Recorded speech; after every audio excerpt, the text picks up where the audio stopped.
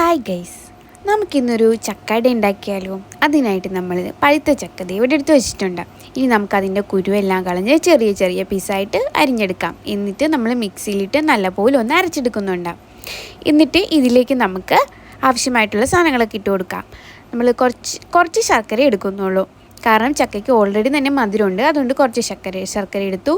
പിന്നെ ഒരു 8 ഏലക്ക എടുത്തിട്ട് നമ്മൾ ചെറുതായിട്ടൊന്ന് ചതച്ച് ഇതിലേക്ക് ഇട്ട് കൊടുക്കുന്നുണ്ട്.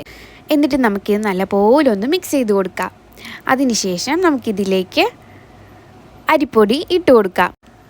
നമ്മളൊരു 3/4 കിലോയോളം അരിപ്പൊടി ഇതിലേക്ക് ഇട്ട് കൊടുക്കുന്നുണ്ട്. അരിപ്പൊടി കുറേശ്ശെ ഇട്ട് നമുക്ക് മിക്സ് ചെയ്ത് പരുവത്തിലാക്കി എടുക്കാം. നമ്മൾ വാഴയില ചെറിയ ചെറിയ കഷ്ണങ്ങളാക്കി മുറിച്ച് കഴുകിയെടുത്തിട്ടുണ്ട്. ഇനി നമുക്ക് നമ്മൾ തയ്യാറാക്കി വെച്ചിരിക്കുന്ന മിക്സ് വാഴയിലേക്ക് പരത്തി കൊടുക്കാം. നമ്മൾ എല്ലാ ഇലയിലും മാവ് പരത്തി റെഡിയാക്കി വെച്ചിട്ടുണ്ട്. ഇനി നമുക്ക് ഒരു പാത്രം അടുപ്പിൽ വെച്ചിട്ട് വെള്ളം കുറച്ച് ഒഴിച്ച് തിളപ്പിച്ചെടുക്കാം. നമ്മളിവിടെ എടുത്തിരിക്കുന്നത് ഇഡ്ഡലി പാത്രമാണ്. അപ്പോൾ ഇഡ്ഡലി പാത്രത്തിൻ്റെ താഴത്ത് തട്ടെടുത്ത് വെച്ചു. നമ്മൾ അതിലേക്ക് തയ്യാറാക്കി വെച്ചിരിക്കുന്ന എല്ലാ ഇലകളും എടുത്തു വെച്ചു. ഇനി നമുക്ക് പാത്രം അടച്ച് ആവി വരുന്നത് വരെ വെയിറ്റ് ചെയ്യാം.